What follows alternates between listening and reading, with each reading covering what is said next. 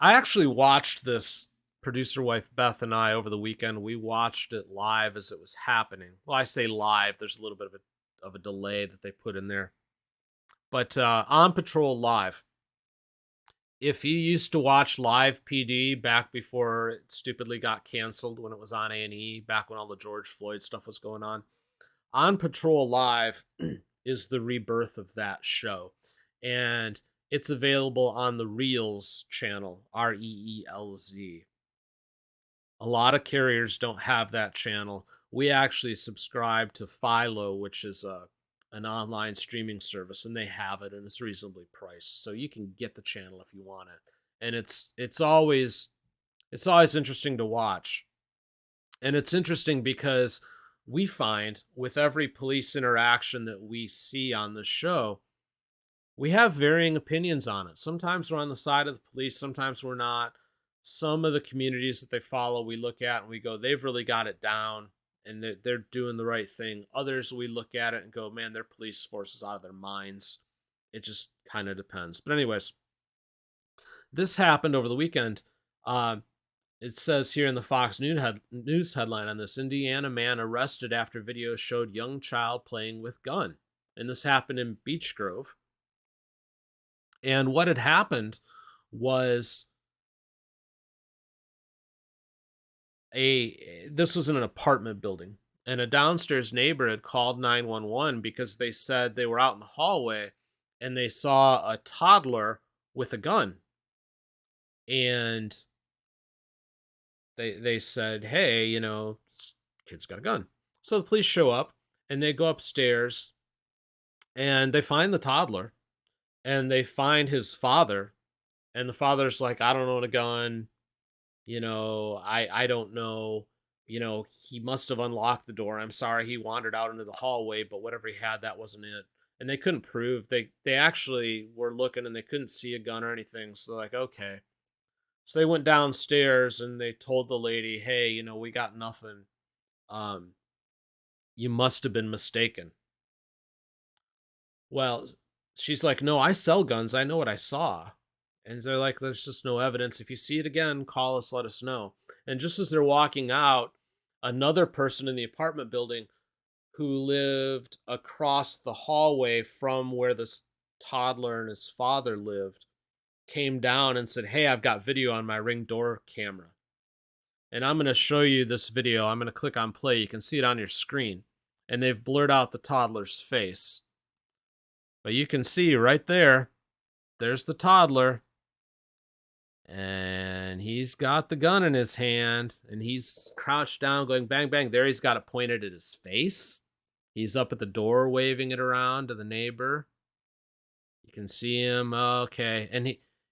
And I will tell you that you can actually see in the full version of that video that's a lot clearer. You can actually see him pulling the trigger. He's physically pulling the trigger, so he knows how the thing works. Police subsequently go back into the room. They search around. They find the gun. The man changes his stories several times. He's now been arrested and charged with felony neglect of a child dependent. And the kid that night went to its mother's house to be properly taken care of. So, nuts, crazy. This gun, by the way, had a full magazine. It did not have a chambered round. So that's why he was pulling the trigger and it was not firing. There was not a round that was racked in the chamber. But the magazine was full. Thank heavens this kid was small. By the way, this kid was like 3, maybe, and still in a diaper. So that was weird. And only a diaper. The kid wasn't even dressed. The dad, when they first interacted with him, was just in a pair of boxers, so he wasn't really dressed either. So all of that is weird, especially in the middle of winter in Indiana. But whatever. But so immediately, the thing is, how did this boy get a hold of this gun, and why was this gun not locked up, and why was this dad negligent, and all these things? And I agree with all of that for the most part. Negligent dad for sure. Neglecting dad for sure. This kid having a loaded weapon in his hands at his age, still in a diaper, insane. But one thing I will say is that in glancing through some of the comments and some of the thoughts that people have had online of this whole incident, one of the things that keeps getting brought up is that gun should have been locked up. It should have been put away. You should have a gun safe. All your guns should always be in a safe at all times. They should always be locked up. There's no reason for a gun to not be locked up. Blah, blah, blah, blah, blah. And ultimately, a lot of these comments are coming from people who don't understand. They will say something like, at least there were no rounds, plural, in the chamber. Well, chamber's not only going to hold one round. So, there's a lot of these people who comment they don't understand how guns actually work.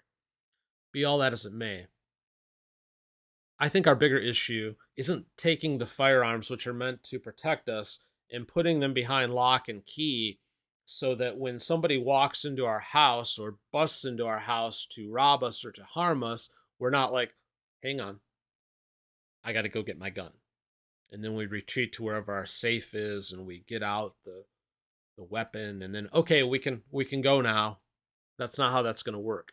Ultimately, if a weapon is going to be able to protect you, it has to be accessible and accessible quickly. Now, you can do that without having it at a place where a toddler can get a hold of it.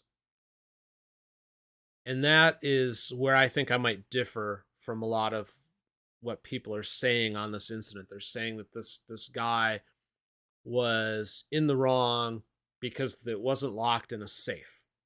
Now, this guy was in the wrong in 100 different ways, and he's not only should not own a gun, I don't think he should have that child.